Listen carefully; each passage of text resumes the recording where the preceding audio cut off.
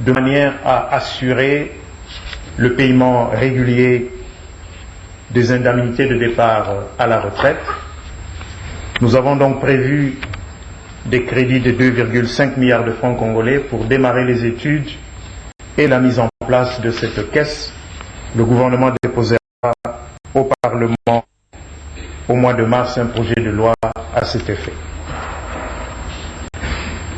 Nous avons également prévu des ressources de 10 milliards de francs congolais pour qu'en 2013, on puisse financer le départ à la retraite de certaines catégories de personnel de l'État, notamment dans l'enseignement primaire et secondaire, dans la police et dans l'armée, où l'on note, en ce qui concerne l'enseignement primaire et secondaire, que certains enseignants totalisent 50 ans de carrière, si pas plus.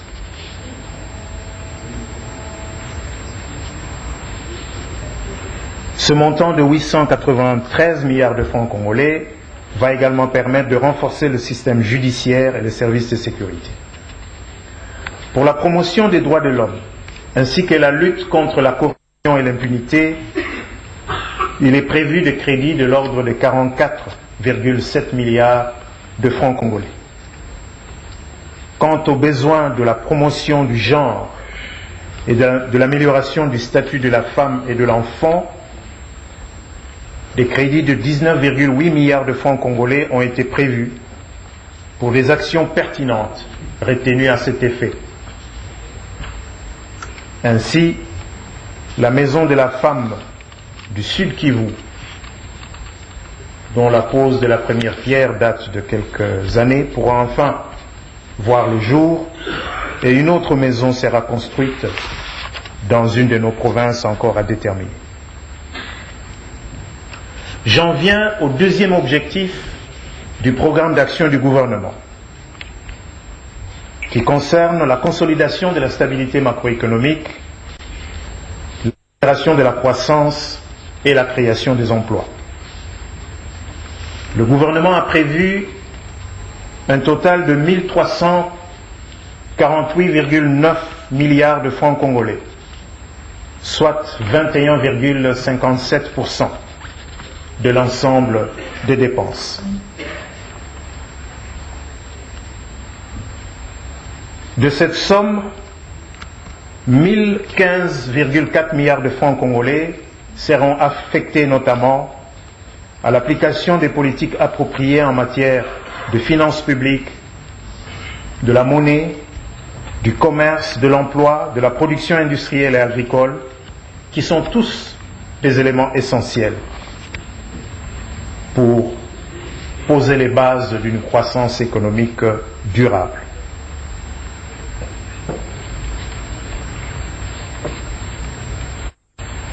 C'est ainsi que pour continuer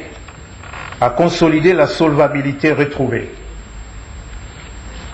à l'atteinte du point d'achèvement de l'initiative PPTE, le gouvernement est engagé à assurer régulièrement le paiement du service de la dette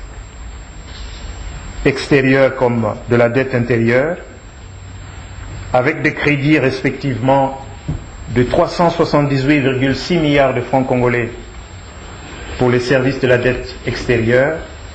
et 80 milliards de francs congolais pour les services de la dette intérieure. Le gouvernement s'emploiera également à relancer les activités de la SOFIDE, qui a déjà bénéficié courant 2012 d'un appui du gouvernement pour un équivalent de 10 millions de dollars, ce qui devrait permettre à la SOFIDE, qui pendant près de 20 ans a fonctionné avec un portefeuille d'1 million de dollars. Ce fonds donc va permettre à la SOFIDE d'avoir un portefeuille 10 fois celui qu'il avait ces dernières années, et évidemment avec la magie du crédit, la SOFIDE devrait pouvoir dans les 3-4 années à venir brasser, nous l'espérons, un portefeuille de près de 60 millions de dollars. Nous avons donc prévu des ressources à travers la mise donc d'un fonds destiné à la création des cadres de financement à long et moyen terme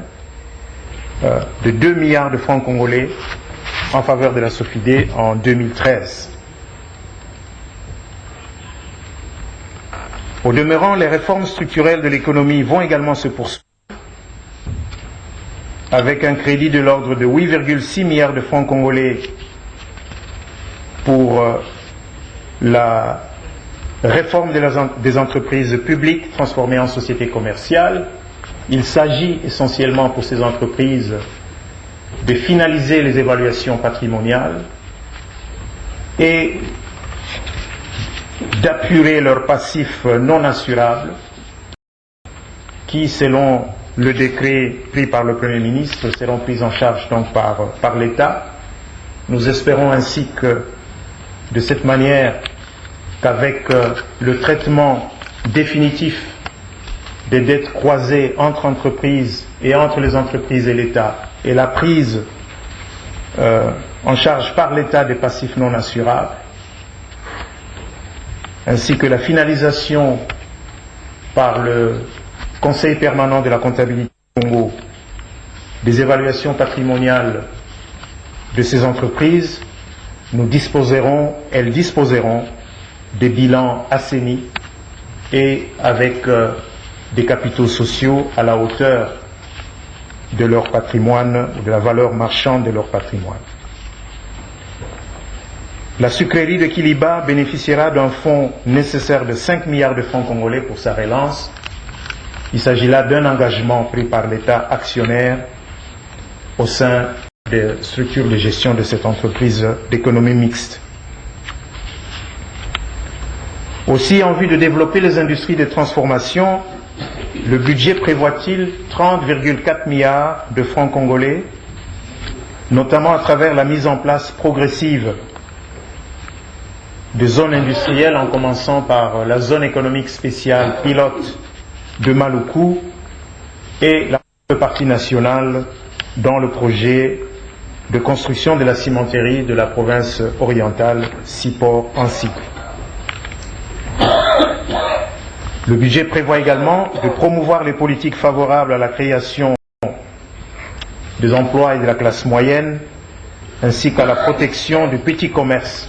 avec des crédits de l'ordre de 6,6 milliards de francs congolais. En vue de consolider et d'étendre les activités de microfinance, le Fonds national de microfinance a été doté de son capital initial. Il dispose aujourd'hui de l'agrément de la Banque centrale. Le gouvernement a mis à sa disposition le fonds de roulement nécessaire et nous prévoyons 23,2 milliards de francs congolais au projet de budget 2013 en faveur donc des activités de microfinance.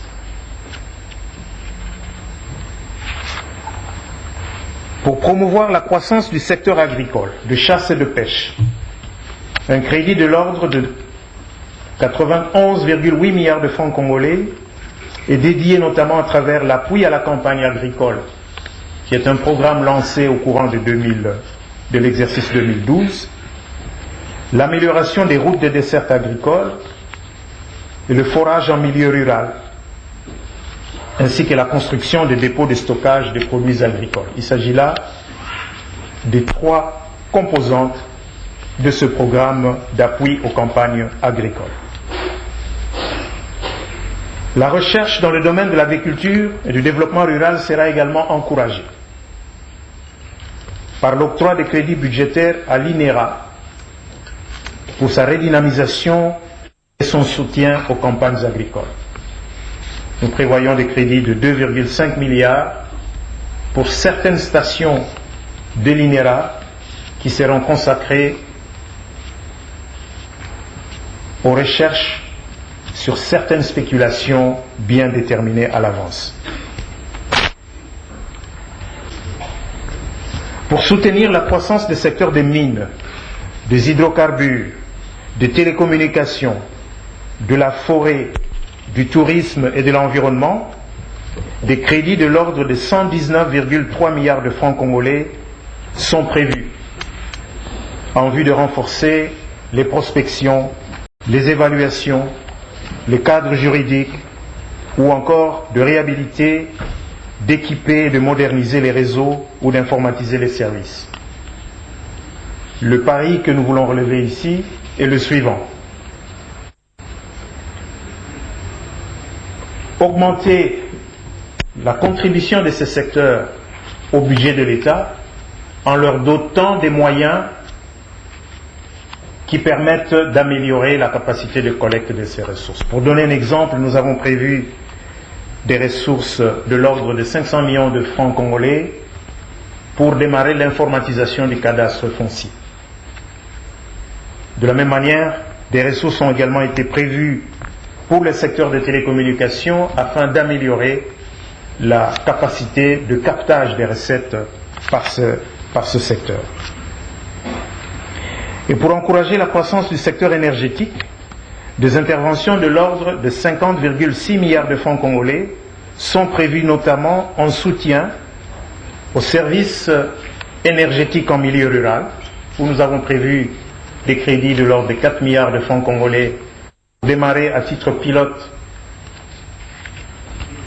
des projets de microcentrales en milieu rural, ainsi que le reste, c'est-à-dire à peu près 44 milliards de francs congolais au titre de contrepartie nationale à certains grands projets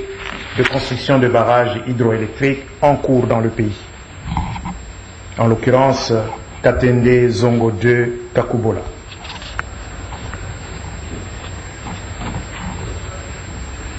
Dans le cadre de l'objectif numéro 3, relatif à la construction et à la modernisation des infrastructures,